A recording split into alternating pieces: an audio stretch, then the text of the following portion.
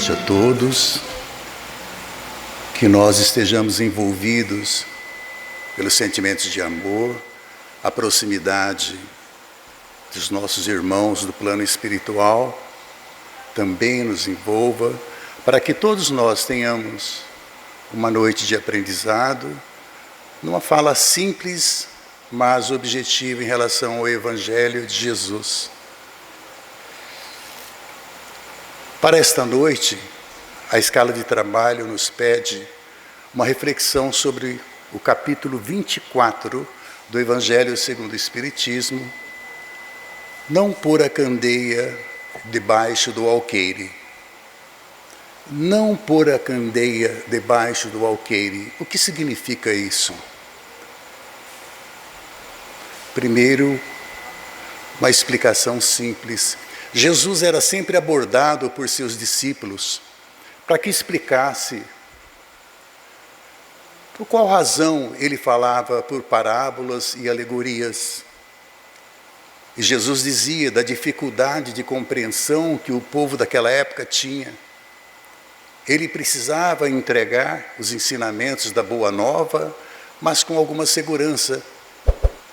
Então, por essa razão, era necessário que tivesse o cuidado de maneira paulatina, passar os ensinamentos àquele povo.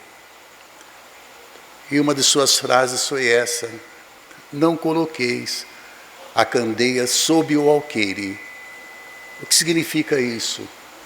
Não colocar a luz ou o candeeiro, ou como queiram para aqueles mais próximos da minha idade cronológica, não coloqueis a lamparina embaixo do alqueire, mas coloqueis bem no alto. Era essa a simbologia daquele momento que Jesus encontrou para dizer que colocando o candeeiro bem no alto, ele iria iluminar um maior espaço. Iluminando o maior espaço, haveria um conhecimento maior, haveria abrangência maior para todos aqueles que ouviam a Boa Nova. E ele pediu que fosse feito isso de maneira sistemática, que sempre falassem de maneira que as pessoas pudessem compreender. E Jesus falava aos mestres, falava aos reis daquela época, e tinha a linguagem própria para falar com seus discípulos, com aqueles que rodeavam, aqueles que se aproximavam dele em busca do conhecimento.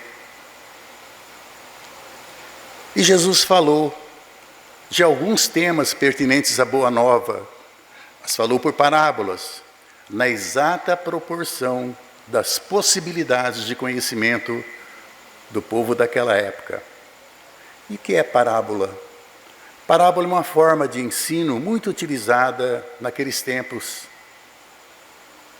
Esse tema tem a ver com a difusão dos ensinos cristãos, no caso da doutrina dos espíritos. Os discípulos de Jesus foram escolhidos com certo rigor. Por quê? Porque eles tinham uma certa bagagem de conhecimento espiritual adquiridos em outras épocas. Logo compreenderiam melhor o que Jesus explicava. Nos tempos atuais não é diferente. Quando nós temos a experiência de vivenciar determinadas coisas ou conceitos, né, anteriormente, ao aplicar hoje, nós temos uma facilidade maior, inclusive de expandir esse conhecimento, porque já conhecemos o cerne, conhecemos o início daquilo ali, né? Então Jesus lhes dizia, né, quando questionado sobre falar por parábolas, porque vendo eles não ouvem, eles não veem, e ouvindo não escutam e não compreendem. E se a gente transportar para mais de 2000 anos, nós vamos perceber que hoje ainda há muitas criaturas que ouvem, mas não escutam. Mesmo vendo, né, eles não observam. as palavras do Mestre Jesus. Basta um simples questionamento. Todos nós falamos que nós somos cristãos. Mas será que nós seguimos à risca os ensinamentos do Mestre Jesus? Se Ele é o modelo e guia de nossas vidas, por que nós temos dificuldade? Eu insisto em dizer que essa dificuldade, muitas vezes, acontece em razão do orgulho e do egoísmo que nós ainda permitimos que adornem os nossos corações. Por essa razão, nós ainda não nos comprometemos, mas falamos que somos cristãos. Tudo bem, ainda que a passos pequenos, nós precisamos seguir essa trajetória em busca de melhorar as nossas condições, de maneira que não seja necessário a gente compreender parábolas, mas que possa o Mestre Jesus, pelas leituras que temos, tocar os nossos corações de maneira direta, porque já no século XXI, não é permitido a nenhum de nós alegar ignorância dos ensinamentos cristãos. De forma alguma, nós sabemos perfeitamente. E a dificuldade, repito, se dá em razão de orgulho, egoísmo, sentimentos menos fraternos que nós alimentamos no dia a dia, capitaneado aí pela necessidade de bens materiais, primeiro para os meus, para mim, para os meus, se esquecendo de que nosso convívio se dá em sociedade e é preciso que as pessoas que estão à nossa volta também estejam bem, estejam em paz. Mas que nós possamos dar os primeiros passos nesse sentido, para melhorar as nossas condições. Não colocai a candeia debaixo do alqueire.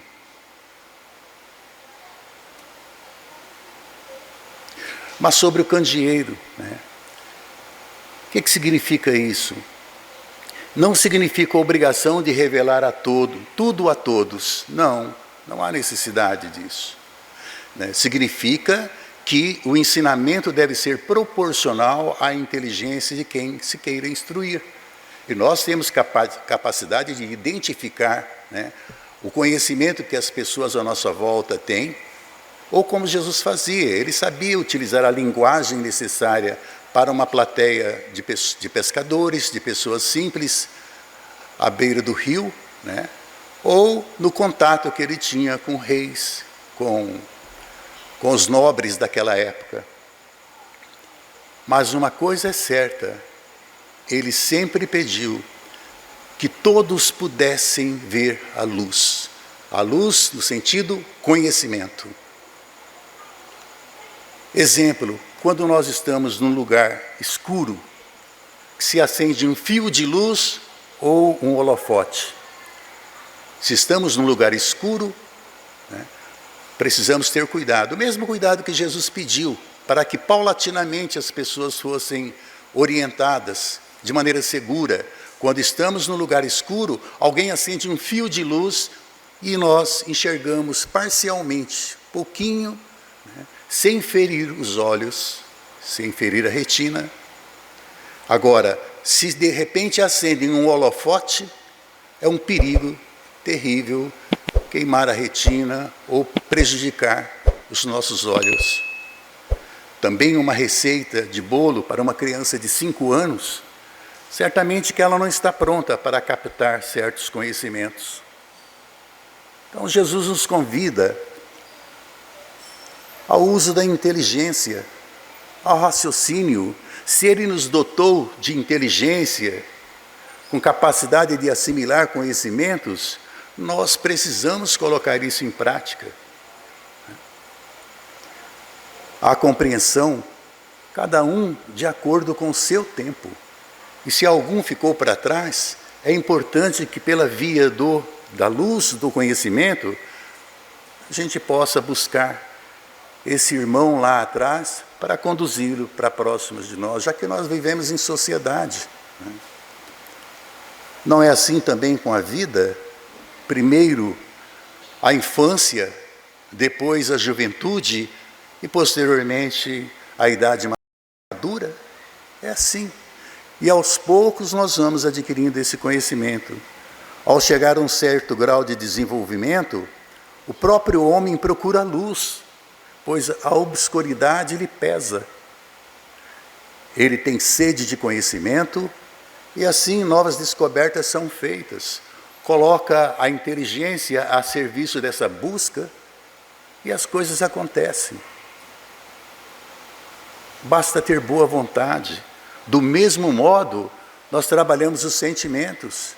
Se tivermos capacidade de expulsar de dentro dos nossos corações as asperezas do ego, expulsando egoísmo, orgulho, nós vamos melhorar a nossa capacidade de relacionamento, de aproximação com outras pessoas e, por consequência, transmitir da melhor maneira possível a capacidade de conhecimento para outras pessoas, para que todos, tendo conhecimento, possam viver numa sociedade mais justa, vamos dizer assim. O Evangelho nos deixa uma lição categórica, de nobres ensinamentos. Deve-se ter a atenção para não guardar o conhecimento apenas para si. Repito pela importância, deve-se ter a atenção para não guardar o conhecimento apenas para si.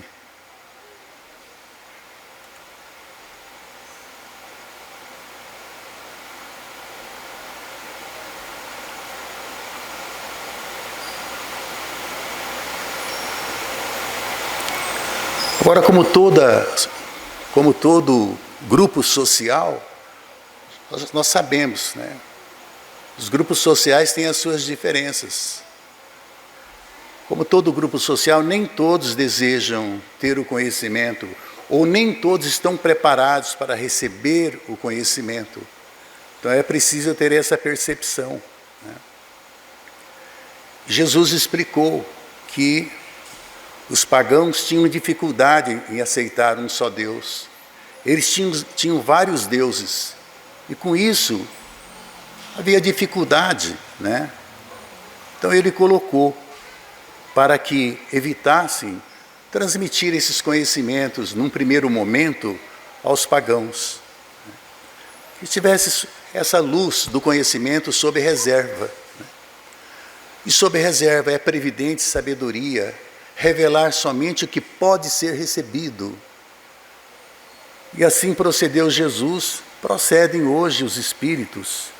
Luz sob o alqueire, quer dizer, embaixo, ao invés de colocar em cima, essa luz, entre parênteses, conhecimento, é ocultar as verdades para dominar um povo. É mistério, cujo exame as religiões proíbem.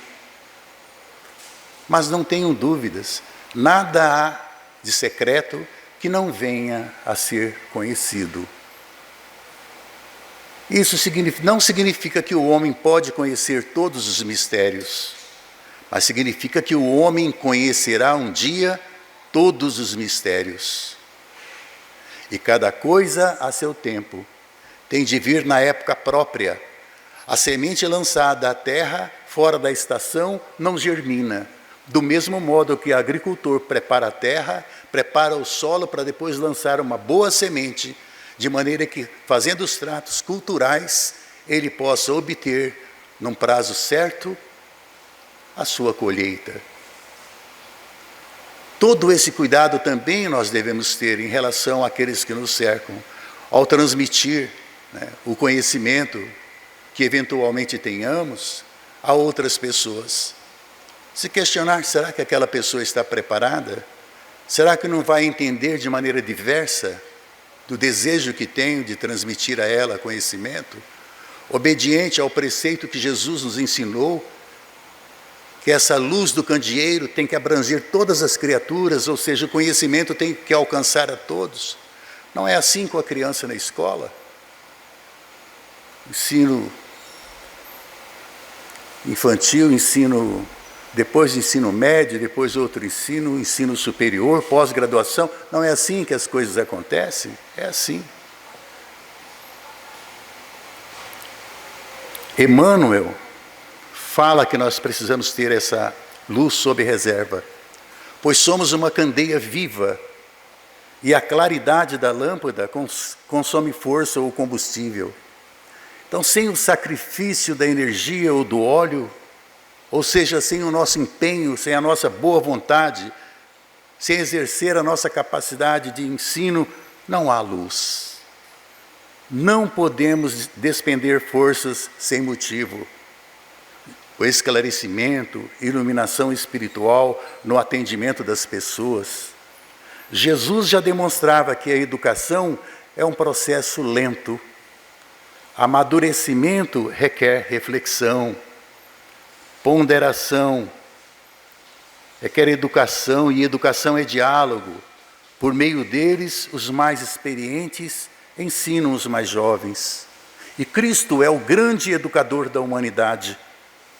Para educar o povo, ele recorreu à pedagogia da época, parábolas, alegorias, e ao repassar a luz do conhecimento, pediu Jesus que não procurassem os gentios. Por quê? Pagãos idólatras, que não aceitavam a crença num só Deus.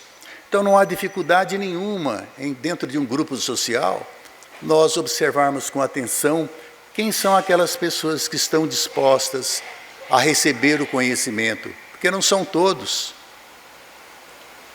Do mesmo modo, quando alguém está doente, que a gente queira ajudar, é preciso saber se o doente está disposto a se recompor, porque senão ele não ajuda. Ou, se nós não conseguimos, entregar para outra criatura com capacidade de destrancar isso daí, de maneira que aquela pessoa doente possa se recuperar, que o nosso trabalho não seja em vão.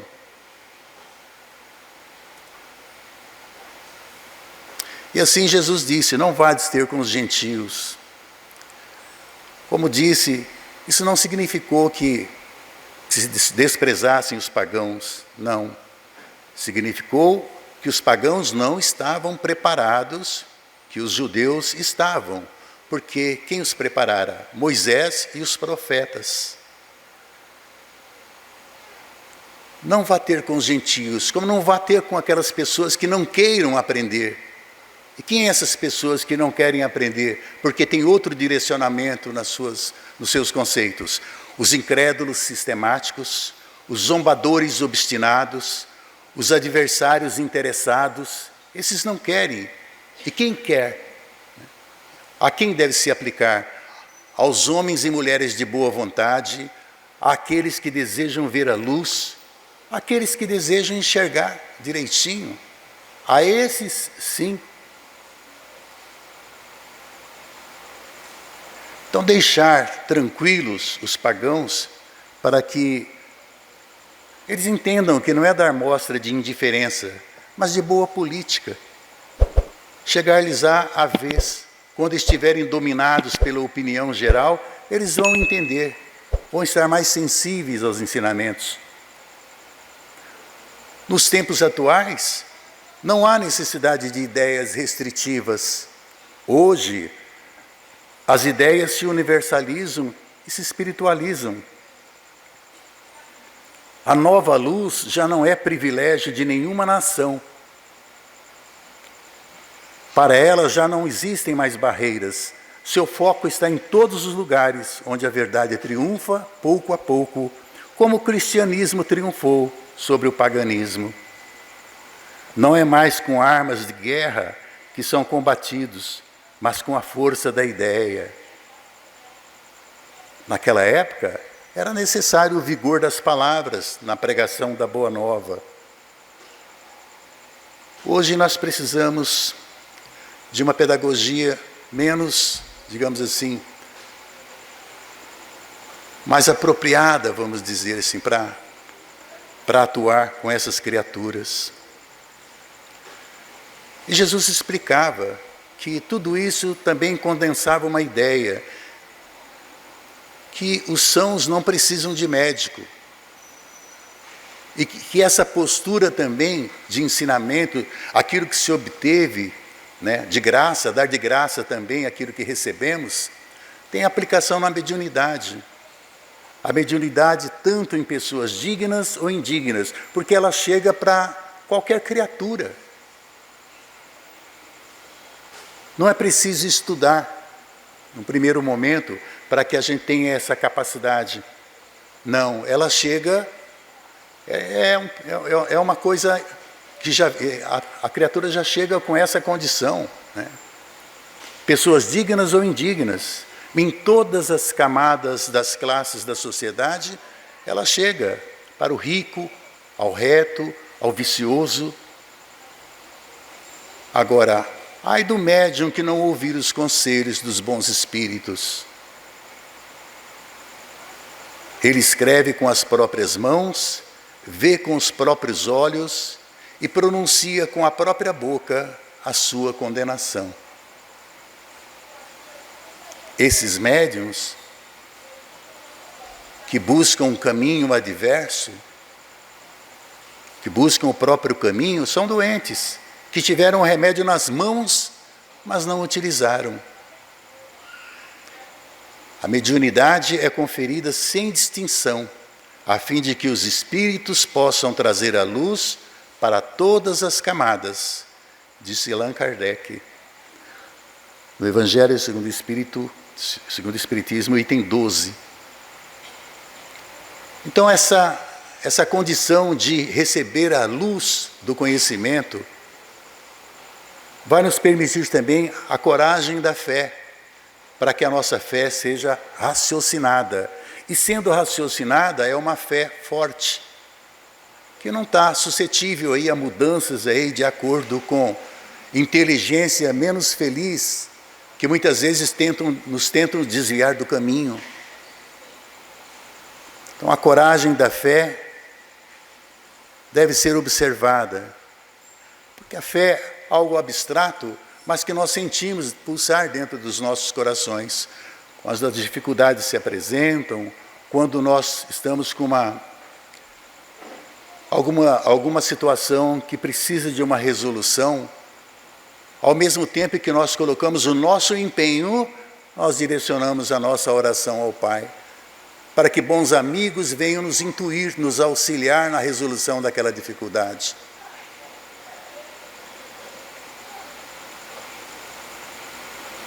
E a coragem da fé não é todos que têm, né? Aqueles que têm receio de prejuízos nesse mundo, têm uma fé egoísta, uma fé ocultada, uma covardia moral, não terá o reconhecimento do Cristo. Aquele que não receia os prejuízos neste mundo, tem uma fé corajosa, trabalha pelo futuro de todos, terá o reconhecimento do Cristo.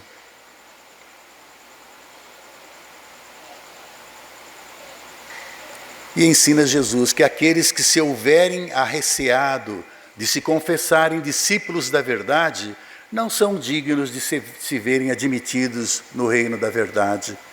Kardec, item 15 do Evangelho segundo o Espiritismo. E como nós testemunhamos essa fé?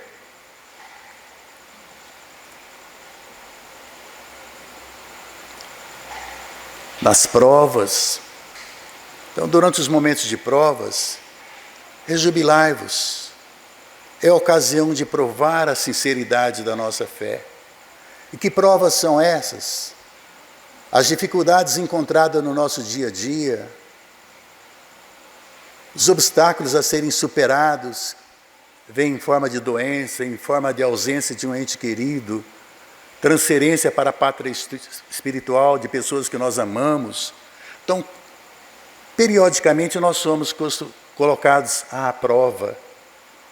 Mas Jesus nos disse, rejubilai-vos.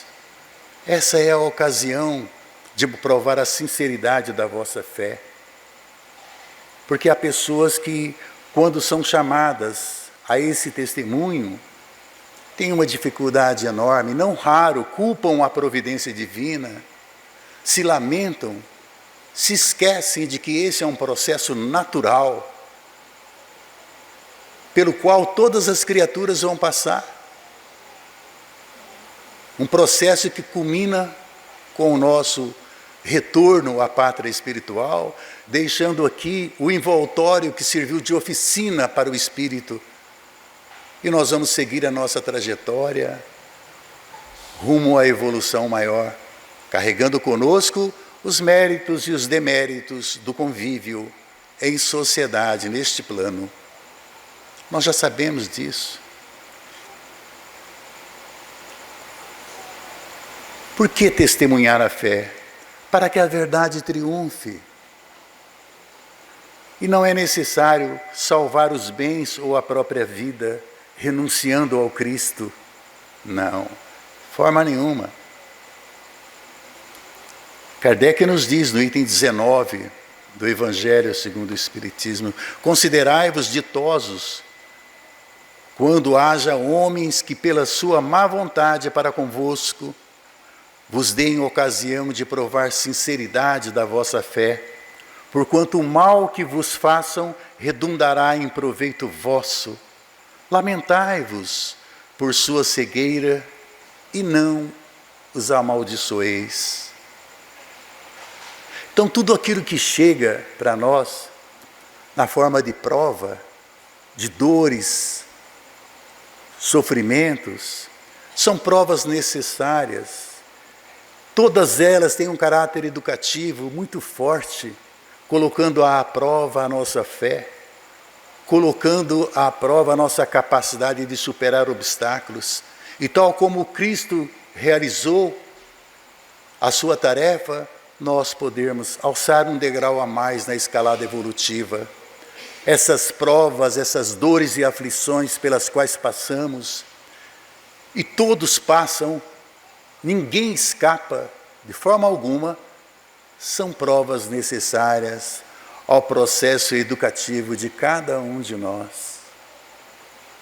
Por isso, onde quer que estejamos, principalmente no palco maior dos embates da vida, que é o nosso lar, façamos a nossa tarefa. Não busquemos encontrar dentro do nosso lar pessoas problemáticas, porque elas não existem. O que existe muitas vezes é um coração que ainda não está habituado ao entendimento da fé e a certeza de que nós nunca estamos sós. E que foi Jesus que disse: faça a tua parte que o céu te ajuda. Portanto, essas criaturas que muitas vezes nós colocamos como problemática nesse palco da vida que é o nosso lar, são pessoas que vieram estrategicamente para comungar conosco na labuta da reconciliação. São espíritos muitas vezes com os quais nós tivemos embates anteriores, noutras oportunidades, e que agora chega para o necessário resgate junto de nós. É preciso ter essa compreensão, senão o processo não se realiza. O processo de recomposição que nós precisamos, o processo de despastar as asperezas do nosso coração, para que ele tenha formosura sob o ponto de vista espiritual.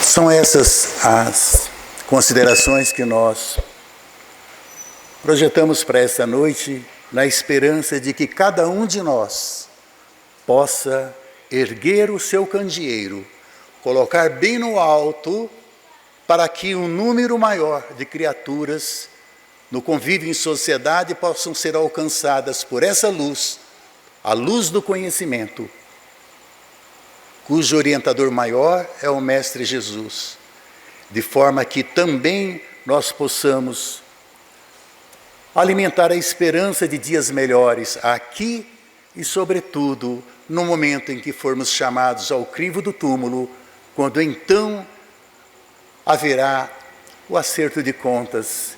E nós esperamos, sim, que nessa contabilidade da vida nós tenhamos crédito no momento da nossa transferência para a pátria espiritual. Que a luz do conhecimento possa alcançar a todos nós e permanecer em nossos corações, hoje e sempre. Que assim seja.